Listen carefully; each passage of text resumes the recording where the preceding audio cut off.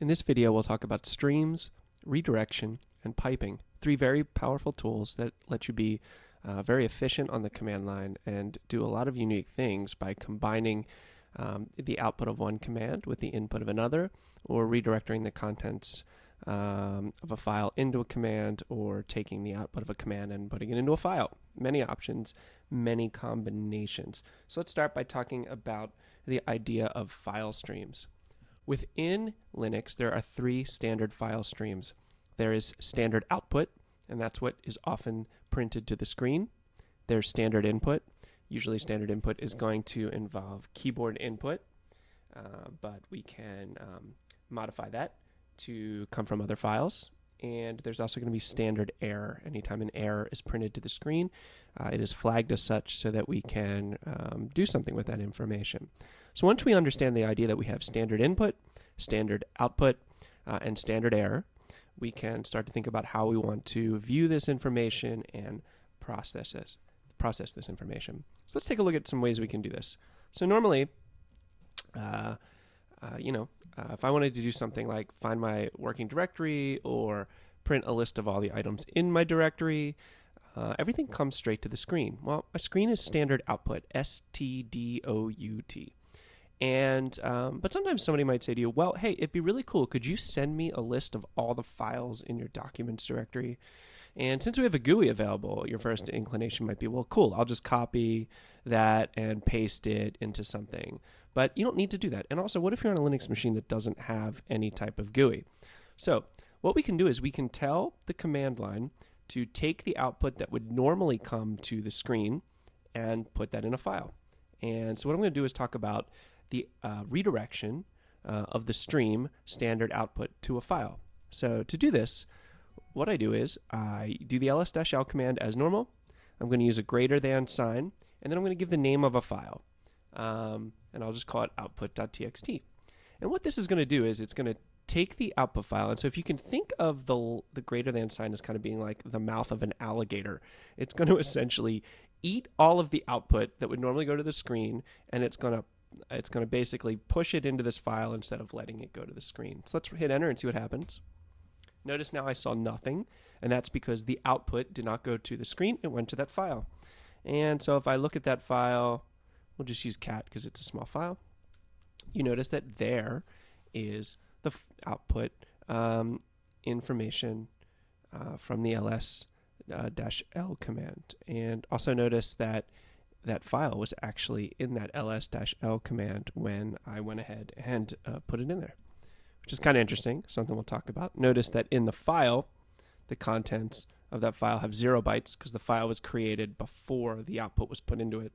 But when I do a regular ls-l, that file has 163 bytes of information in it because notice that this happened when the file was created. This happened after the contents of the directory were put in there. So I have this ability to redirect output to a file, which can be really powerful on the command line. And we'll start to see some different ways that we can deal with this. And the one other thing that you can do, so let's say, for example, let's clear this file. And notice I want to add some additional stuff to that output.txt directory. Let's say I want to take the directory contents of /etc and I want to put them in the output.txt file. Well, if I were to use a single greater than sign, again, it would overwrite the old contents and add the new contents. But if I want to add to that file, I can use two greater than signs, which stands for append things to the file. And now if I were to look at that file through less, because I might have a little bit more information, notice that the file first off contains the original ls-l output of that directory that I'm in, and then notice that it's followed by all the files in the /etc directory. So it makes it pretty easy to go about creating files with information from commands. And there's a bunch of different ways that we can do this. So let's look at one other way. We're mostly going to look at, in this lecture, I'm going to focus on redirection of standard output to a file. As we go through the semester, we'll look at some different ways to deal with some different ways of redirection. So first off, let's see why we might actually want to use this. So first off, I'm going to get a directory listing. I'm going to delete that output.txt file. And then what I'll do is show you that those two files exist. So we're back to cities and name. So what I want to do is I want to basically combine those two files into one file. And we know that the cat command allows us to dump files to the display. So what I'm going to do is use the cat command to dump both the cities.txt file and the names.txt file, and I'm going to make a new file called cities and names.txt. And if I do another ls, there's that file. And now if I take a look at that file, we'll just use cat because it's going to be small again.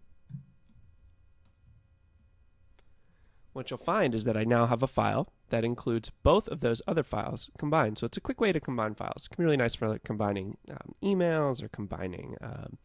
Sometimes you'll use cat to combine zip files. You can use cat to basically stick any two files together and output a new third file. So it's a nice feature. So this is the general concept behind streams. So once you understand that there's standard input, there's standard output, and there's standard error, you can start, and that you have control over those standard streams, you start to have the ability to do some pretty powerful stuff. We will not talk about how to redirect standard input at this point, how to read things from a file into a command. We'll take a look at that in another lecture, but there are some ways to do that by putting the using a less than rather than a greater than, which says, hey, take data from a file or from some other source and put it into a command. Right now we're only really focused on standard output. Just know that standard input redirection also exists. Let's talk a little bit about finding and talk a little bit about standard error. What I need to do is I want to generate a command that creates a lot of errors. So what I'm going to do is I'm going to say find a file from the root directory called conf. So any file that's named star.conf, I want that printed to the screen.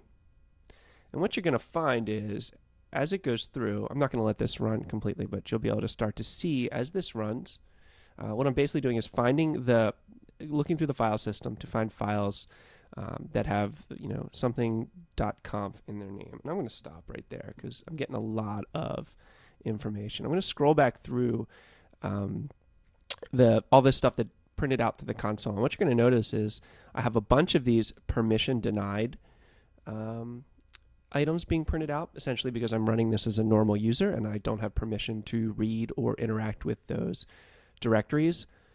And what's pretty interesting is that I have these items here are actually being printed to standard error. All these items, which are succeeding, are being printed to standard output, but these items are being printed to standard error. So I just want to kind of show you how I might go about printing or getting rid of those errors. So standard error is known at the redirection on the command line as 2, because it's kind of, I guess, pathway 2 for input, output, and error. It's probably 0, 1, and 2. And I'm going to go ahead and I'm going to take all errors that come from this command and I'm going to put them in a file called errors.txt.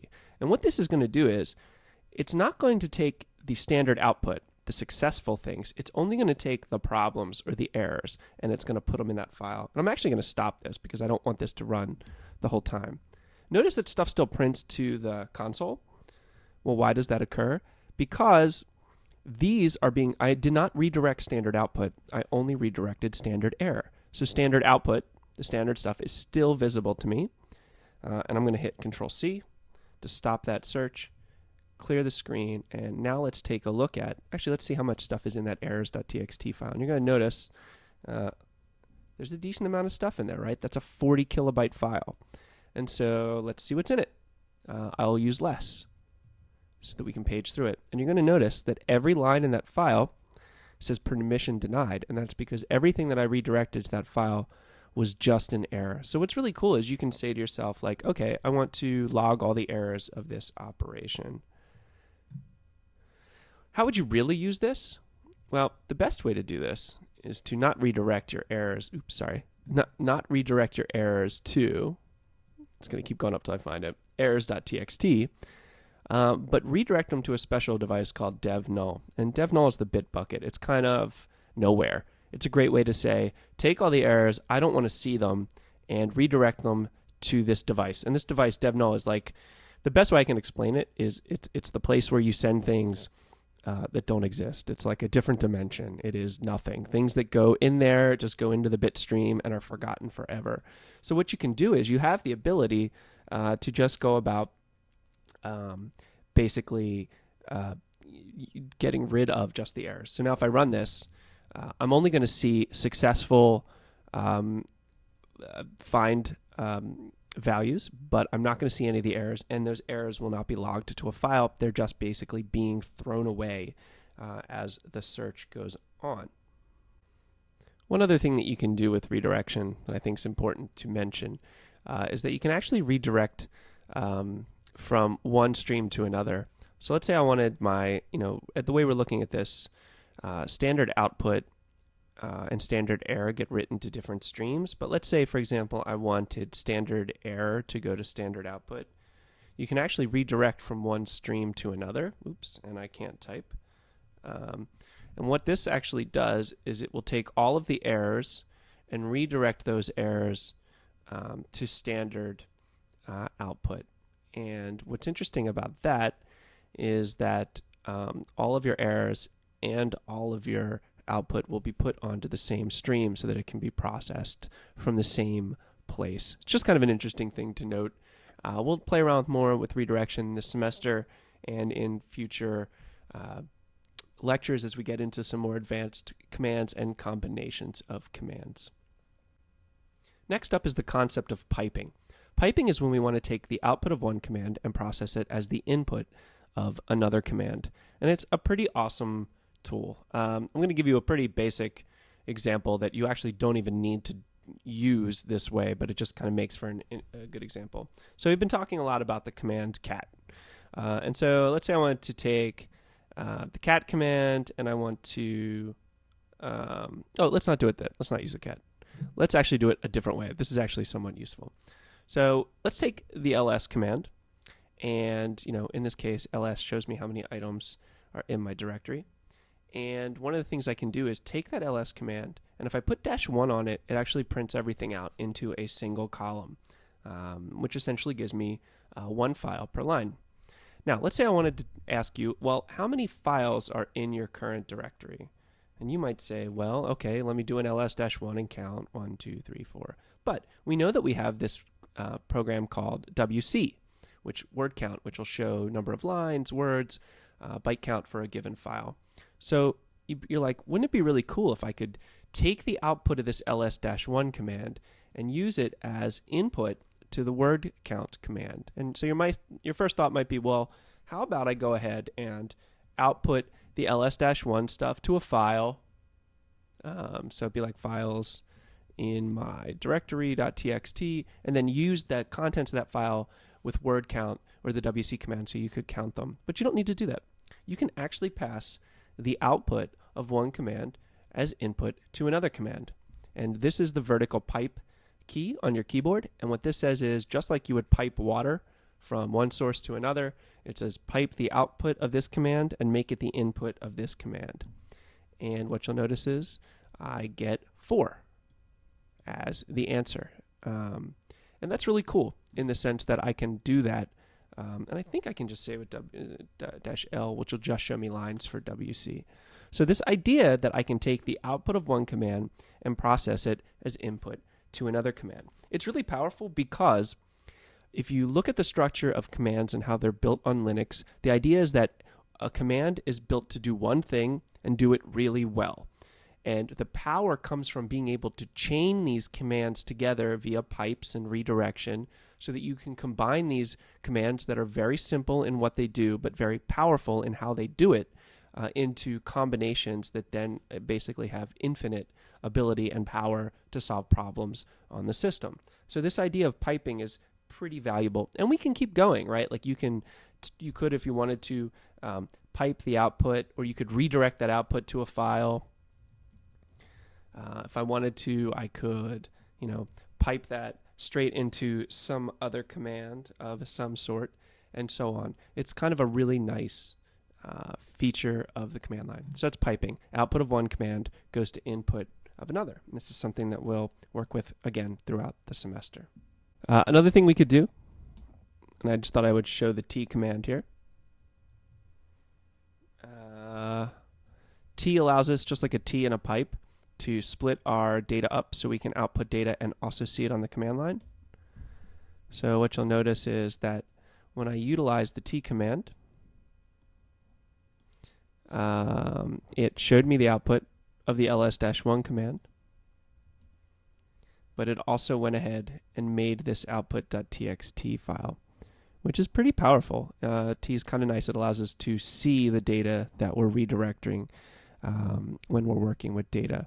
And it's one of those commands that I should probably use more, but I often kind of forget. And if you wanted to, you could command some stuff like this, where you could take the output of ls-1, pipe it through wc.l, and then use T so you could see the results, and then also put those results into a file. So at this point, I get the answer 6 because I've added some files to the directory. If I look and dump output2.txt, you'll see it output the file 6. And if I look at the other file, you notice that was the previous run, which had the names of the cities.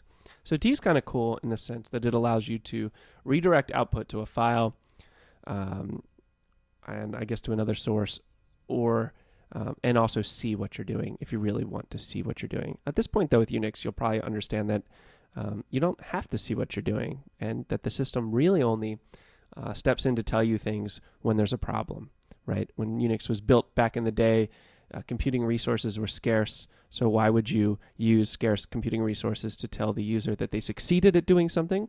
You would only want to use those resources to tell the user if there was an error, and silence was considered a good thing.